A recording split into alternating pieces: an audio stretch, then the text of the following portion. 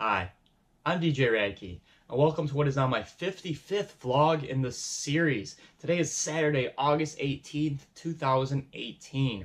I do not have school at the Scratch Academy, but I do have a gig. Yes, finally, it's about time, right? I am joining with High Def, another student who I've talked about. He's a senior. He has invited me to come along and work a wedding with him. It's a very big deal. It's a fairly lucrative deal for him. He's got a big day planned ahead. He's actually going to be over here shortly to go over my lounge set, and I'm going to bring my equipment, and we're acting as two separate DJs. He's going to play an MC role through the cocktail ceremonies. I'm actually going to DJ through the cocktail ceremonies, and then as the day progresses, I imagine I will just periodically fill in for him playing songs while he does a lot of the MC work. But essentially, it's his set list, it's his gig, and I'm there to help. There was a big passing in music on Thursday. Rest in peace, Aretha Franklin. Aretha Franklin left us on Thursday. She was a crucial part of the 60s sound. Her career spanned multiple decades. She was still performing up until recently. She's considered an iconic figure in pop, soul, African-American music history. She's an incredible artist, an incredible person. I thought she was a Motown artist. She was born in Detroit and is associated with Detroit, and she's not. She's not a Motown artist. She is signed with Columbia early on, and then she had most of her success with Atlantic Records. I wanted to do a Motown vlog and include Aretha Franklin. So again, rest in peace, Aretha Franklin. Condolences to your family if any of her family members are watching my vlog. And I just want to talk about Motown today. So I'm going to do my top 10 favorite Motown artists. Now these are my top 10, my favorite for whatever reasons. And my influences are, even though it's not my era, my parents' era. My parents were both born and raised in Detroit. So my father went to Detroit Public School, shout out to Pershing Doughboys. And my mother went to the Dominican High School, which is a girls' private Catholic school, which is no longer in existence. So shout out to the both private and public education system of Detroit. I myself actually got to work in the Detroit Public School for a short amount of time as an English consultant. So that was kind of cool. So I did grow up near Detroit. I was born in Detroit, raised about 8 miles outside of Detroit, and familiar with the music just through history. My parents listened to it a lot. My father did listen to a small AM radio station, Honey Radio, WHND, AM 560. Its tagline was all oldies, and that's what they played. They would literally go through a weekend, and they would play This Weekend in 1961 and play all the music. And at the time, I'm like, I don't know why this guy being my father, listening to this music from so long ago, it doesn't matter. And the irony is today I'm probably going to incorporate at least 5 or 6 Motown songs into my set. So, again, thank you, Honey Radio, for all those summers up at Duck Lake, listening to your music. Again, a small little AM radio station, but a big influence on my Motown career. Or my DJ career in playing Motown music. I do like to incorporate Motown music when I can, and today's a great day to incorporate Motown music. Motown is a recording studio, also nicknamed Hitsville, USA.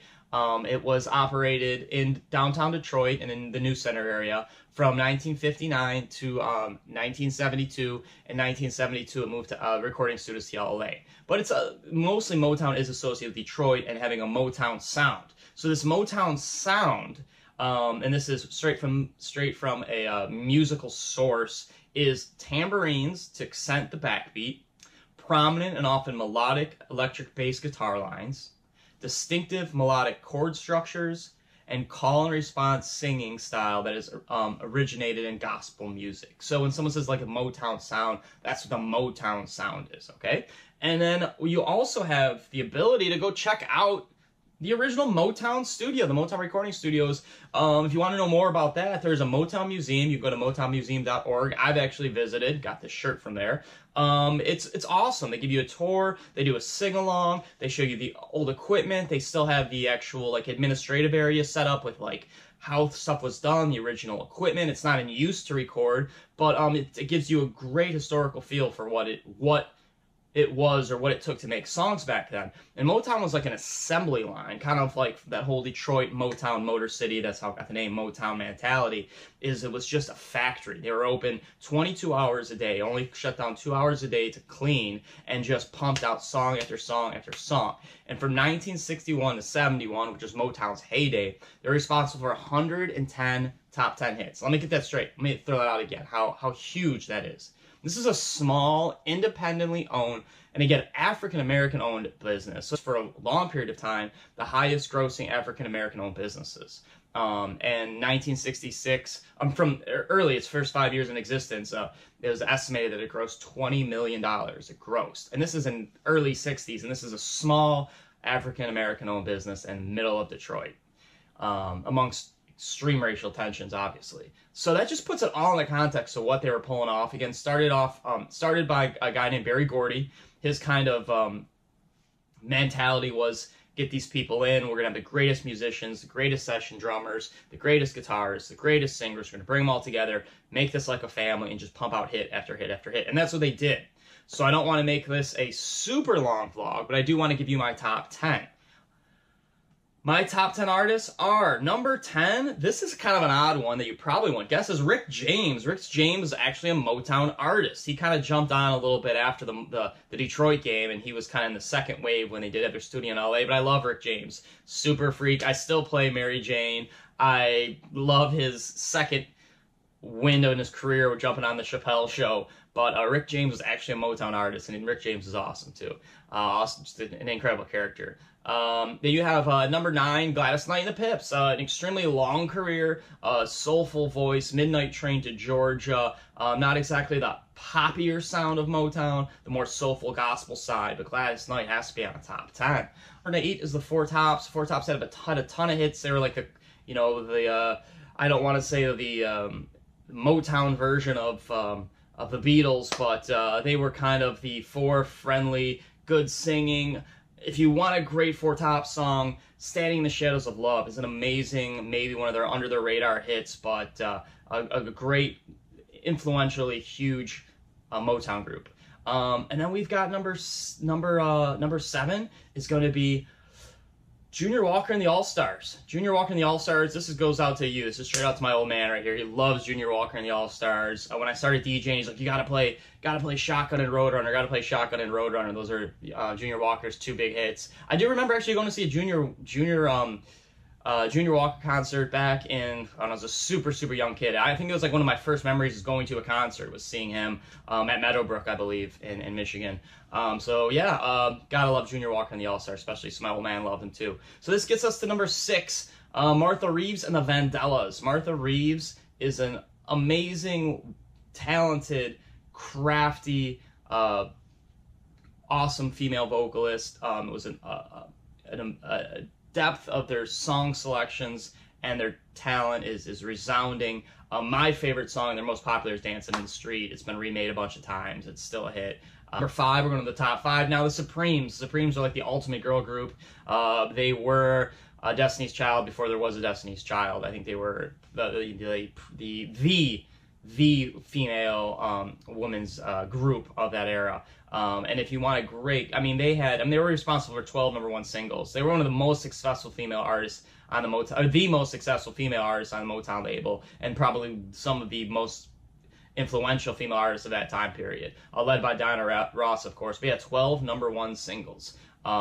And I'm definitely going to play today, Someday We'll Be Together. It's a beautiful love song. I've got kind of not a remix version, but a re-drummed, re-upped version. I'm definitely going to play my cocktail set. So yeah, definitely Diana Ross and the Supremes got to be on the top 5. Number 4, Smokey Robinson and the Miracles. He was their big artist. He was like the brains behind the operation, along with Berry Gordy. He was like his right-hand man. He was the one probably giving the thumbs up or thumbs down vote. And they literally would have a group of people that were all in tune, and they'd put them in a room, and they'd play a song, and people would be like thumbs up or thumbs down. And if there's a lot of thumbs up, that artist's album would move to, or their songs would move to the next step. And the thumbs down, they would be sent packing, or that song would, hit the scrap table. And Smokey Robinson was the guy as far as being an artist and an A&R guy. And he's still very, very considered one of the most influential people in pop music history. So Smokey Robinson, number 4. Number 3, The Temptations. I love The Temptations. Their choreography, their dancing, they were like the just showstoppers. But the thing about Temptations, though, even though they had the Motown sound and My Girl, which I'm sure you've heard, and the soft poppy kind of danceable songs, they got super good into the 70s when they started experimenting, I'm sure, with a little more drugs, a little more LSD, And Mind Altering Substances really got their albums going in a whole different directions, which was awesome. So if you want to check out some Temptation stuff, don't just think they were the singing and dance guys. They put some deep stuff in, especially in the Vietnam War area period. Amazing stuff from the Temptations. One of the best, in my opinion, one of the best bands, performing bands ever. They had 37 top 40 hits. 37. And this is a band that wasn't really around for a long time either, as far as their unit, their core with David Ruffin as the lead singer. But 37 top 40 hits. That is amazing. Number 2, Marvin Gaye.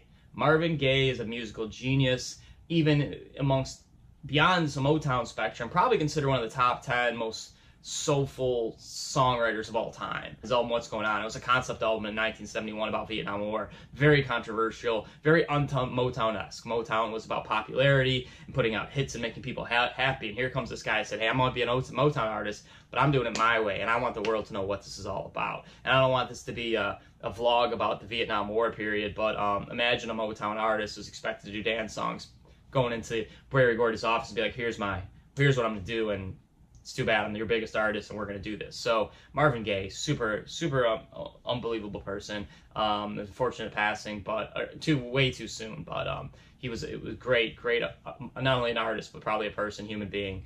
And number one, Stevie Wonder. Stevie Wonder at 12 years old had a #1 single, Fingertips Part 2. Stevie Wonder's song list, I could go on and on and on. I could have a separate vlog about just Stevie Wonder. I'm going to use My Sharia Moore for sure. Probably, I could use 5 or 6 Stevie Wonder songs in my set today. I'm not going to, but I'm going to throw at least 2 Stevie Wonder songs out there. I love Stevie Wonder. Again, my favorite Motown artist. So, thank you for sticking with me and joining me in this vlog. I hope you enjoyed learning a little bit about Motown. If you want to know more, there's tons of great stuff online. Look up Motown. It's all there for you. And if you want to go check out these artists or find out some of their songs, it's all there for you as well. So again, my name is DJ Rad Key. See everything that is DJ Rad Key on djradkey.com. As always, be good to people, be nice, say hi to strangers, give somebody a smile who needs it. And as always, peace.